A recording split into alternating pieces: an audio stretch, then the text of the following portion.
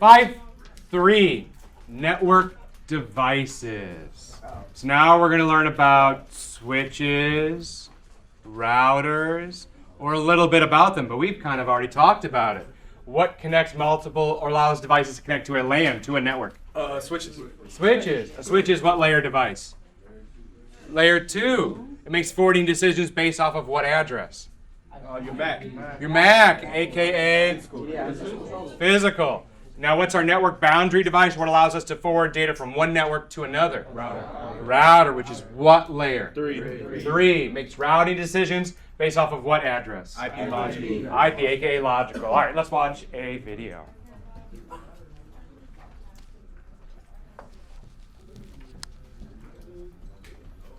Ethernet switches connect devices such as computers, printers, and routers, which are on the same Ethernet local area network. Devices on an Ethernet LAN communicate with each other using Ethernet MAC addresses. The MAC addresses in this video have been shortened for brevity.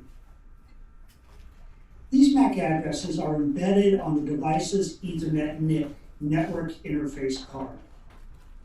For example, when PC A sends data to server B, it does so by sending that message to the server's Ethernet MAC address, CCCC. When a switch receives a message, it examines the destination MAC address in the message to determine which port to forward the data. It is important to note that devices also use IP addresses to communicate.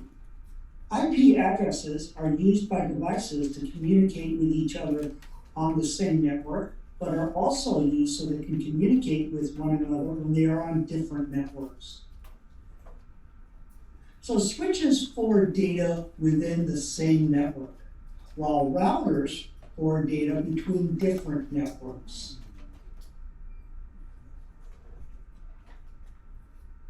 In this example, PC A is sending a message to server B, which is on a different network. This message, known as an IP packet, is sent to the local router, PC A's default gateway. When the router receives this message, it will examine the packet's destination IP address to determine where to forward the data. Routers have routing tables, which tell them where to forward packets. If the IP address of the destination device, server B in this example, is not on a network directly connected to this router, it will forward the packet to another router.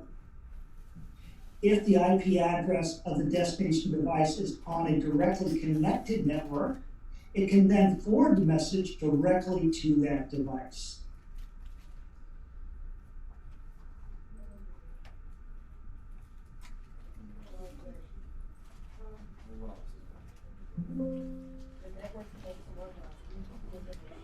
Oh, yeah.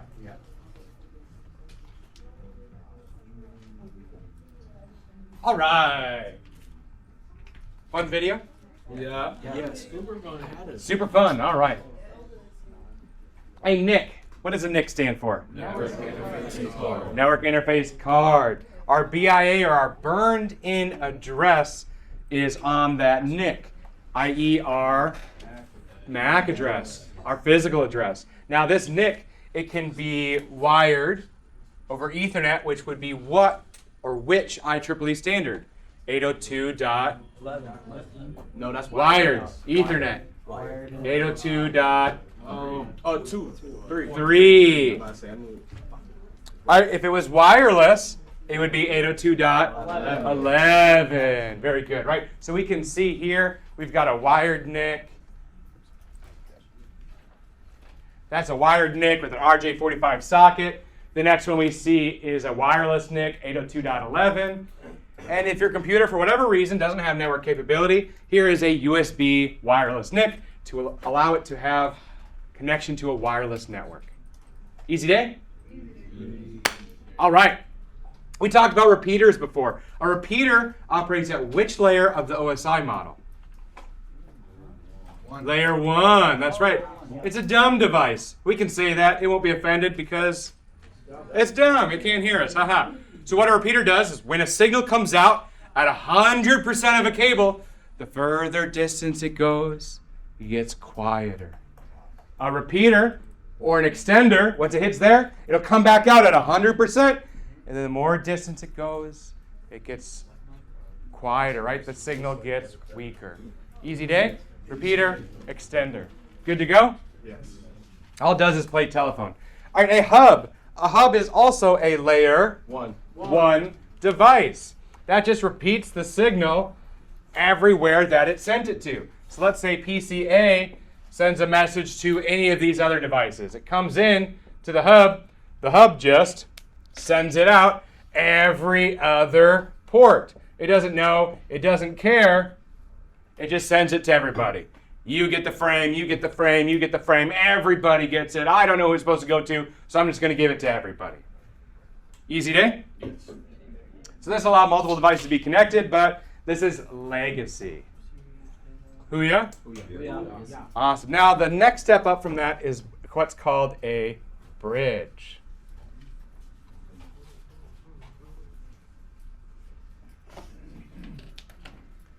A bridge allows us to place our devices into two segments.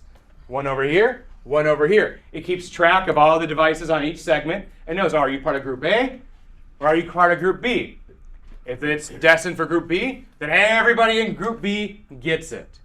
And so it'd be like if Burnett over here, he needed a special request chit. Well, okay, that's in group B over here. I'd give a special request chit to everybody, but not over here.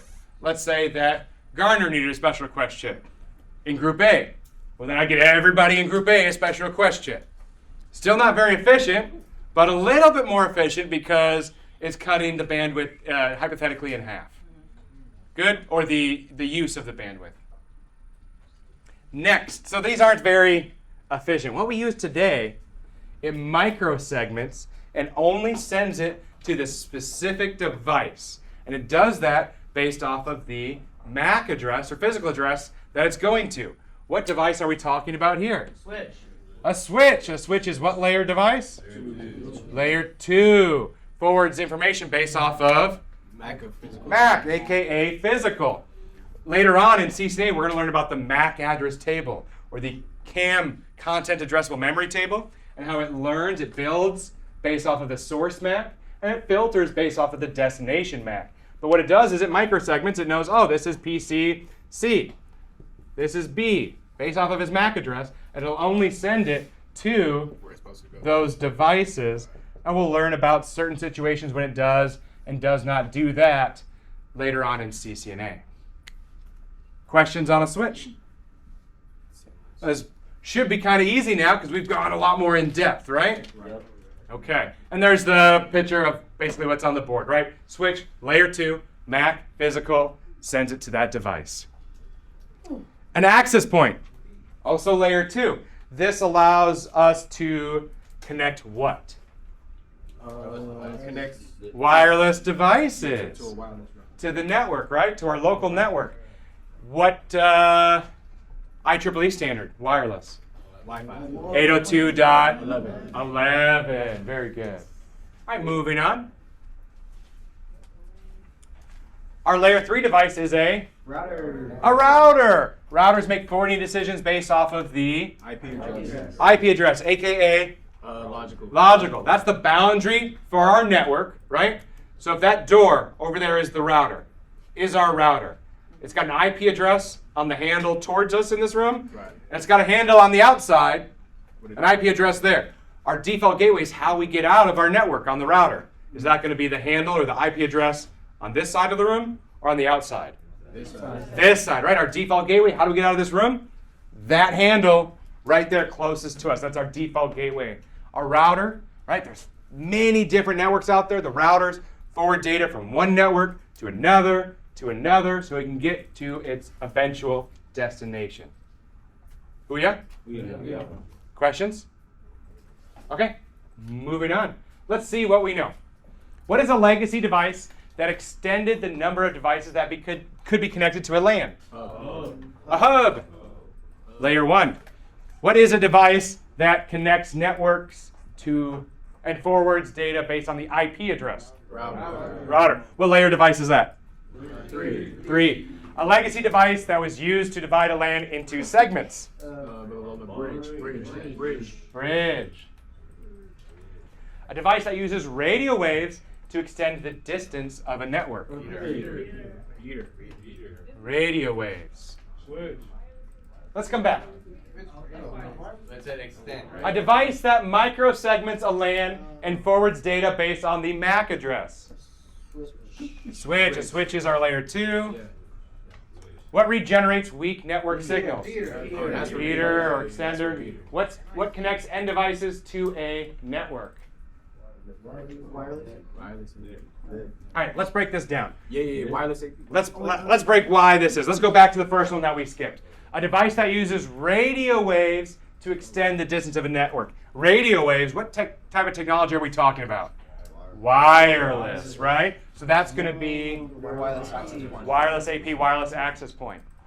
And what connects end devices to the network? Well, what specific piece of hardware is that? That's your NIC, your network interface card. It can be wired, wireless, or wireless. Who ya? Oh shit. Let's show correct answer. Which one did we get wrong? Wireless AP and NIC? Somebody gonna be running. I think this is wrong. No, we got it right. NIC connects end devices. No, we got at least Wireless AP. It's wrong. Because MAC addresses is not wireless access. Oh, I see. Okay. It's wrong. Yeah. You were right. Okay. Never mind. Moving on. Let's watch a video on security devices. So Neticat is wrong? Yes. Aye. On that one. A firewall is a network security device or software within a device that monitors and controls incoming and outgoing network traffic based on a predetermined set of security rules. An integrated router typically contains a switch, a router, and a firewall. A firewall acts as a barrier between a trusted internal network and an untrusted external network, such as the internet. Firewalls use various devices to enforce a predetermined set of security rules. This may include one or more access control lists, ACLs, used to determine what type of traffic will be permitted or denied. Two other types of security devices are intrusion detection systems, IDSs, and intrusion prevention systems, IPSs. An IDS passively monitors traffic on the network, comparing the captured traffic stream with known malicious signatures. An IPS actively monitors traffic before reaching the destination. If the data is acceptable, the traffic is permitted. If the data is unacceptable, then the traffic will be denied.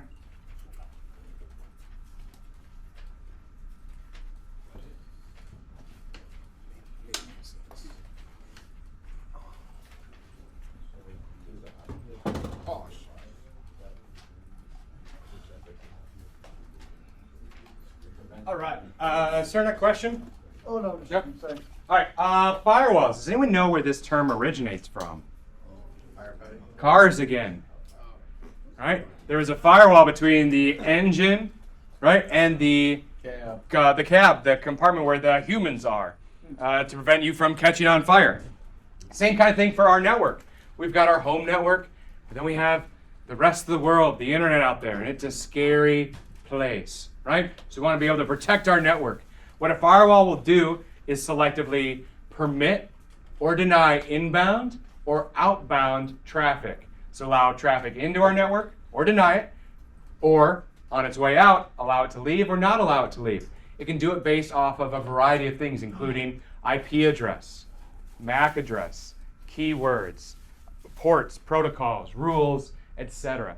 And it makes these rules based off of ACLs, or access control lists. Right? Oh, do you have access? Can you get on the list? Are you on the list? Can you get in to the club? Oh, are you on the list? Oh, God, yeah, I am. I can get in the network. If not, oh, the bouncer says, oh, sorry, you can't get in this network. And same for on the way out. Does that concept generally make sense? We got a wristband. All right. Wristband, yeah. Firewall is basically just a bouncer for clip. You got respect. Yeah, so here we can see, right, here is our, if we scroll down here, we've got our internal network here.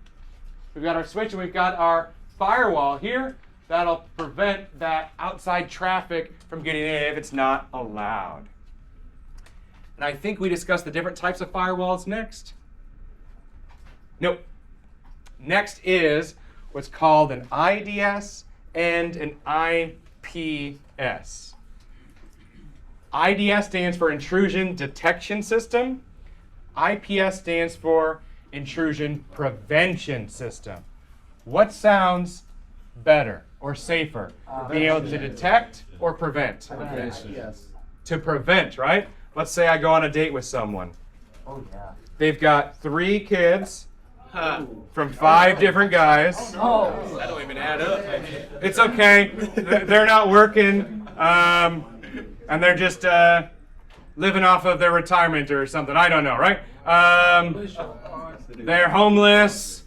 They're missing an arm. That, well, we'd call those red flags, right? Yes. So an IDS, right? What's an IDS going to do? Red flag, red flag, red flag. What's Mr. Novak going to do? Second date, here we come, right? But an IPS still, right, records red flag, red flag, red flag, and stops it right there, right? What it does, instead of allowing it to go into the network, that traffic, is it places it into a bit bucket so it can record it.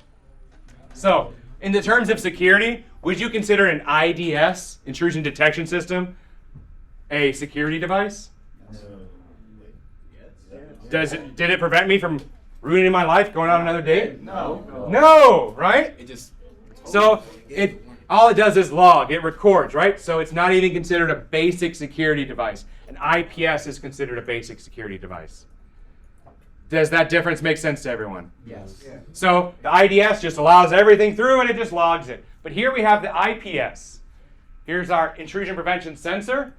If it notices an anomaly or an error, instead of allowing it into the network, it places it into a bit bucket, right? Instead of allowing it into the network, nope, you're going to go over here, and we're going to record that. So we can refer back to it later if we need to. Questions? So the IPS and IDS is signature based, not necessarily like Crosa is. It depends on which one you have, and we'll get into the different methods later on. UTM. This is a generic name. UTM stands for Unified Threat Management. Unified Threat Management. This is an all-in-one security device. Includes all the functionality of an IDS and an IPS that we just talked about, as well as a stateful firewall, or SPI. So stateful packet inspection. What that type of firewall does is it blocks unsolicited requests. What's an unsolicited request? Well, that's a packet coming into your network. Hey, I'm from AskJeeves.com. Here's this webpage you asked for. AskJeeves.com, what the heck? I never asked for that. A stateful packet inspection is going to block it. Does that make sense to everyone? Yeah. But let's say you were like, oh, you know what? I wonder if Ask Jeeves is still around, and you go to AskJeeves.com. Well, you're sending a request out to that website, right?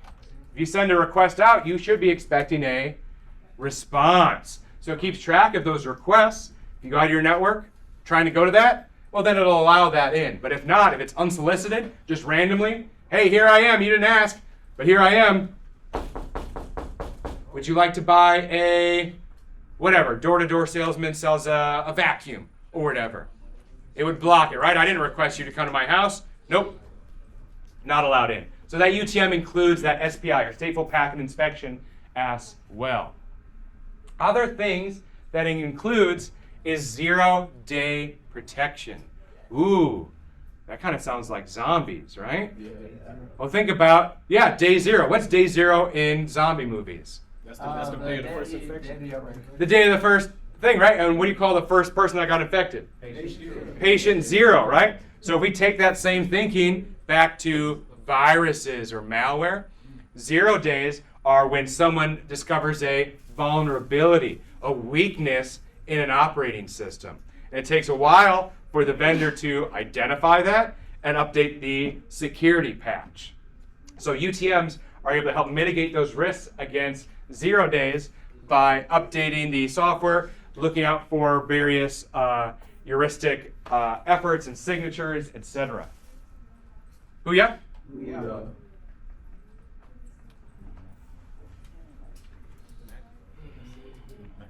All right, a DOS, denial of service attack. Y'all have siblings? Yes. Bernie, Bernie, Bernie, Bernie, Bernie, Bernie, Bernie, Bernie, Bernie, Bernie, Bernie, Bernie, Bernie, Bernie. Someone else try to talk to Bernie. Bernie, Bernie, Bernie, Bernie. It's difficult, right? So what's happening is I'm trying to overwhelm Bernie so that way he can claim PTSD and get disability when he gets out. No, the goal is to overwhelm a server, right, with lots of requests. And if a server is overwhelmed, what's going to happen? Well, if they make another request, they might not see it. So it's going to slow down that server. And legitimate users that are trying to talk to Bernie or talk to a server aren't going to be able to do that. Does that denial of service attack make sense? Yeah. The goal is to overwhelm the site, the service, to prevent legitimate users from accessing it. Now, for a large server, right?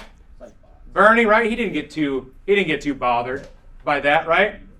Bernie's resilient. He's a warrior, right? So, but we could do a DDoS attack, a distributed denial of service attack. What the attacker will do here is they will infect thousands of machines all over the world. Right, Chat-san? You with us? Now, those infected machines, they don't know they're infected, and they're going to lay dormant, like zombies, right? So they'll be dormant until the attacker sends the code. And then in unison, all these computers all over the world, in unison, are going to start attacking Bernie. That makes it difficult to track down where it's coming from, and it's a larger coordinated attack. The users of those computers don't know what's happening, and it's a larger scale attack. Does DDoS make sense? Distributed denial of service. All right, let's scroll back up. What else does a UTM prevent against? We've got our proxy filtering. We learned about proxies earlier. You have an email filter for spam. We talked about DKIM. You have anti-spyware to prevent key logging or for recording your keystrokes or recording your information on your computer. And VPN services. That's all a part of a UTM, a Unified Threat Management, that generic term. Another term for UTM is a next generation firewall.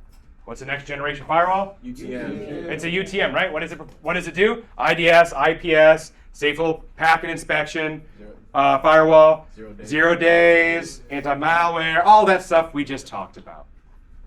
More time to write? Yes, please. Yeah? Okay. Now, this is a generic term, so of course, what's included will depend on which one you buy, the vendor, the manufacturer of that UTM, of that next generation firewall.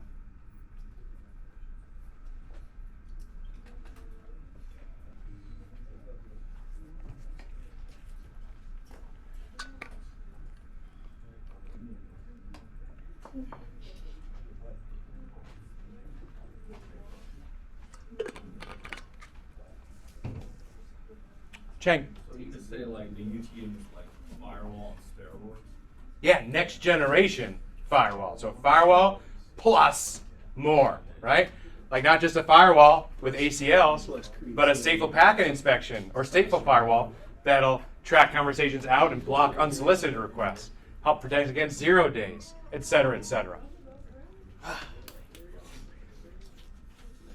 Sus Marioso.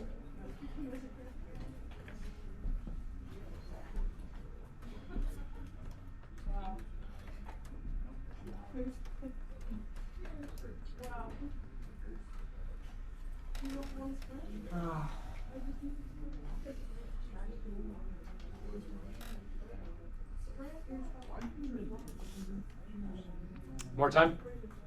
Garner? Cerner? Good. Anyone else need more time? Back row? All right. Good. Next, let's see what we've got next, which is endpoint management server. Endpoints. We're talking about host devices, end devices here. Well, you may be in charge of, like, think about in here in this classroom, we've got 50 desks, 50 computers, right? And that's just in this room. What about in 1099? There's a lot. How do you manage all of these devices? Because as an IT, remember, we want to be lazy. We don't want to have to get up and go to each computer. We want to be able to manage all of these devices remotely. An endpoint management device will allow us to do that. We can remotely update, configure, take control, etc. This is useful in these large corporate or enterprise environments to ensure continuity and compliance, that all devices are updated. And if there's issues, you can be on top of it. Cerna. Is that kind of like when you put your screen on ours, or no? That is a software that lets me control it, Mm-hmm. so you can think of it like that. All right, Yeah. cool. Let's remember that. This is Oh, yeah, kind of that's like, something like that. just like UTM, like an all-in-one package. This is what like services. Correct. Yeah, to control everything. Now this is a Cisco course, so of course they want to plug their thing. So here we have Cisco's Digital Network Architecture, or DNA. This is an example of an endpoint manager. And now we can move on. Or we need more time. Nope. All right, moving on. Spam. We already talked about all of these in this chapter. This is the exact same thing repeated, so we're going to skip that. And let's see what we know. A device that is installed in line on the network to evaluate traffic before forwarding it to the destination is what? Firewall. I'm hearing firewall, I'm hearing IPS. Raise your hand for firewall. Raise your hand for IPS. IPS has it. A device placed between an internal and external network to filter traffic based on rules defined in an access control list, or ACL. Firewall. A device that copies traffic and forwards to a management station for evaluation. IDS? IDS. IDS? Okay. Hold on. A device that offers stateful packet inspection, or SPI, along with other advanced features. UTM, Unified Threat Management. A device that centralizes the view of all devices in the network so that the administrators can manage them from one interface. Endpoint management server. Very good. Any questions? No. All right. Let's go to the next thing. Legacy devices.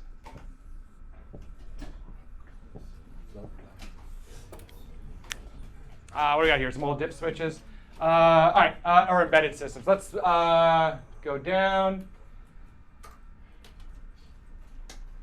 I think it was talking about air-gapped. So air-gapped, we'll just talk about that now. That's we're all connected to the internet here, right? Right. So technically, right, if someone's got a way, they could find a way through the internet in here. Air-gapped networks, like those in nuclear energy or other things, air-gapped means they're not connected to the outside world, right? So to connect to them, right, you've got to physically get on that network somehow. That's air-gapped. Booyah? Booyah. Now, patch panels for some reason are in the legacy, but the military, we use patch panels a lot. And here we can see them here. All they're doing is allowing data to pass through them. You've got an RJ45 on one end, on the other end is an RJ45, or maybe it's punched down, etc. So basically, we've got some computers. The next thing we hit is a switch. And the next thing is a router. However, in between these devices, I'm going to have a patch panel. Patch panel here. Patch panel here. So this computer, right, will be connected here. Connect to the patch panel, and the patch panel just passes it through. This computer, connected, patch panel, just passes it through. Computer, patch panel, passes it through. Computer, patch panel just passes it through. The switch connects to the router, but first it's going to hit the patch panel and passes it through. Seems unnecessary, I would imagine, right? But let's say we've got all these other ports on these computers. Well, we'll wire these up, even though we're not using them yet, to the switch. Let's say this port went bad on the switch. Instead of switching that out, I could just connect this PC to a different port here, and it's connected, it's ready to go. reducing our troubleshooting time, how long it takes to fix something, right? Because this is already connected to all the ports on the switch. Does that make sense to everyone? So reducing that downtime. Also, we want to test things to make sure there aren't any issues. So when you're testing in the fleet, troubleshooting, you're going to hear the term, are you good in-house a lot? You've got to check your devices within your network. You want to make sure that the connection is good, there aren't any issues.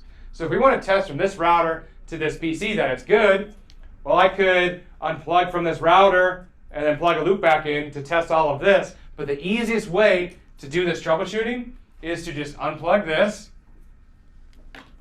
attach your testing equipment, and send it this way. And it goes through and it'll test everything here. Okay.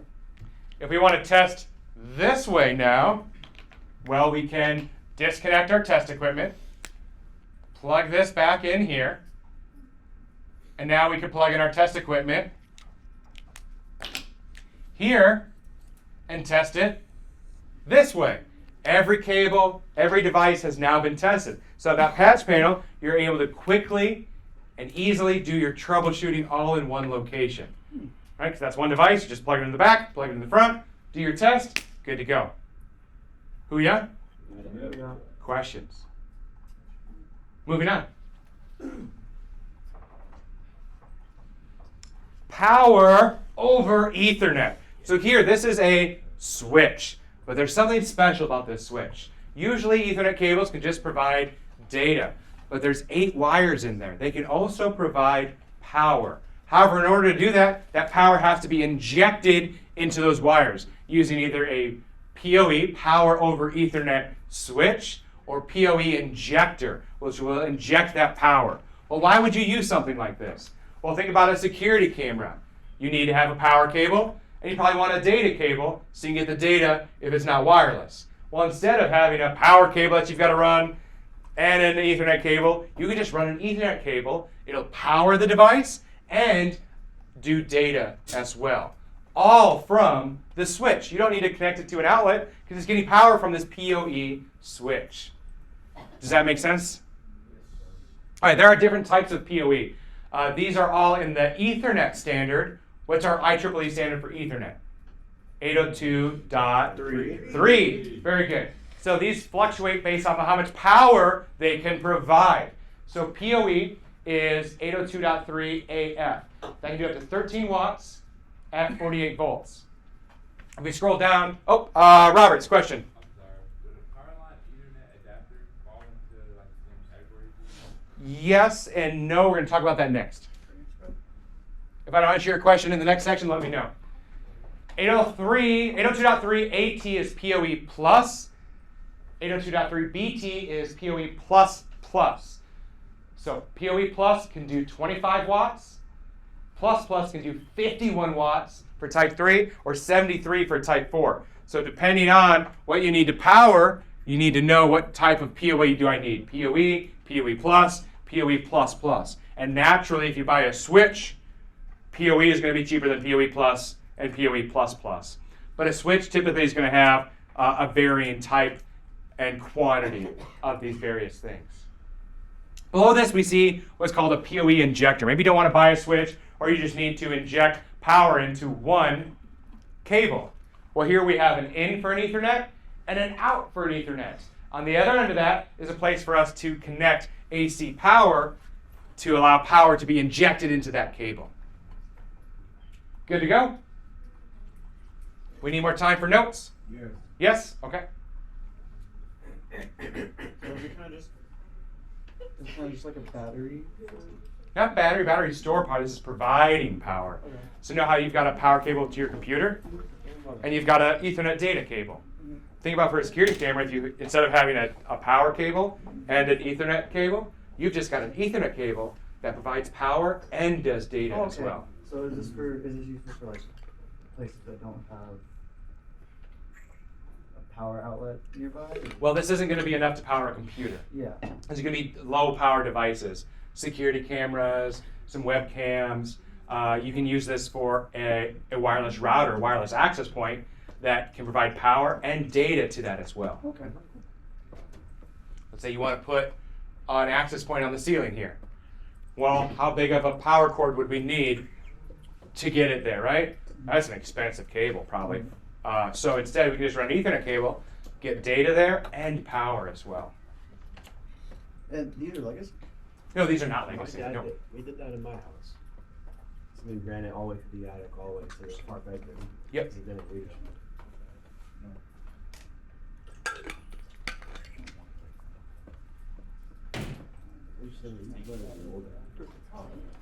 More time? All right, moving on. Here we go, Roberts. If I don't answer your question here, you let me know, all right? So we know that Ethernet cables are copper, right? Yes. Data. We know what they can do. They can do power as well, right? Hey, stand up. Stand up. So what else in our house, our apartment, has copper? Power, right? Think about electrical outlets, right? Well, think about our outlets, right? That's copper cable, and that runs throughout our entire house, right? You plug in an outlet, and you go upstairs, there's another outlet there. So let's say you've got your router downstairs, but you want more coverage wirelessly upstairs. Well, you'd have to run an Ethernet cable all the way upstairs or through the walls to get there. However, you've already got the copper infrastructure. So what you can do is do power line networking. You take an adapter on the wall like we see here, an adapter upstairs, and then you connect the data, and then through these power lines in your house, the copper in the wall, right, it will be able to send the data. This doesn't interfere with the electricity in your house, right? It's not going to like, oh, now I can't use the lights. Doesn't affect that at all, but it just allows you to send data. The one thing you need for this is an adapter. You can't just plug it into a two-prong outlet and it'll work. You've got to have an adapter like this. Then I wouldn't have an excuse to buy more tools. Then you wouldn't have an excuse to buy more tools. That's right. Tucker? So, you're telling me that all this time that I've been running Ethernet cord for like throughout the entire house to get to my PC, I can just call one of these. You could have done this, yeah. Coffee. What is the disadvantage of this? Speed. Speed? Okay. It uses power. Yeah, you're using a little bit of Is power. it like a heat box? Ethernet would be better. Roberts, good? So, just real Chief? quick, one of the big uses of this is, for example, in like a big city, in a skyscraper, right? And from talking to people that have lived in those, right?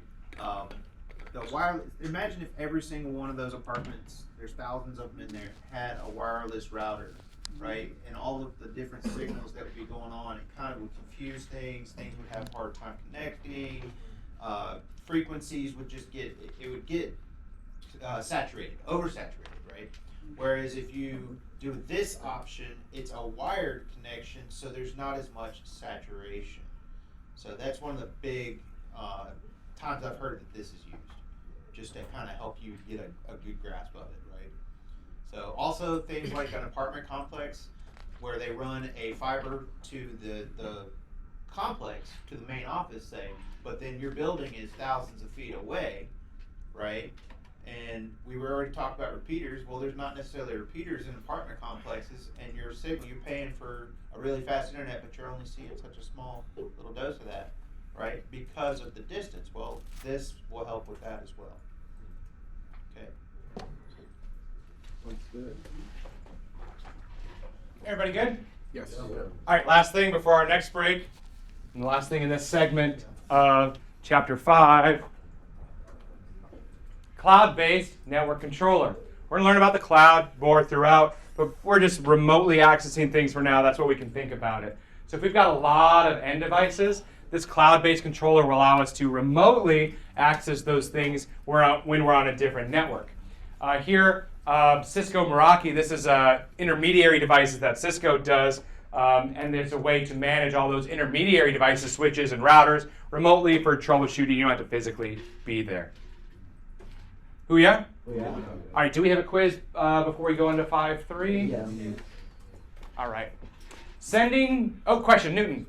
So is that similar to how like on our iPhones it has like our different devices that we have. Yeah, you can think about it like that, but it's not going to be for that kind of devices, but for like switches and routers. Okay. So you're managing hundreds or dozens or thousands of switches and routers in different locations all over. Good, Newton, or are we just saying yes? Okay. All right, quiz. Sending data down power lines to network devices is what, Roberts? Or everybody? Ethernet over power. Ethernet over power. Okay.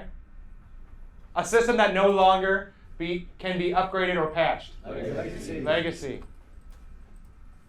Collection point for cable runs from networking devices. Patch panel. Device that allows administrators to remotely manage many devices through a dashboard interface. Cloud-based network controller. Sending low voltage electricity down a network cable to power devices. Power over Ethernet. Special purpose microchips that are programmed to carry out specific functions. Embedded. Questions, comments, concerns? No. All right.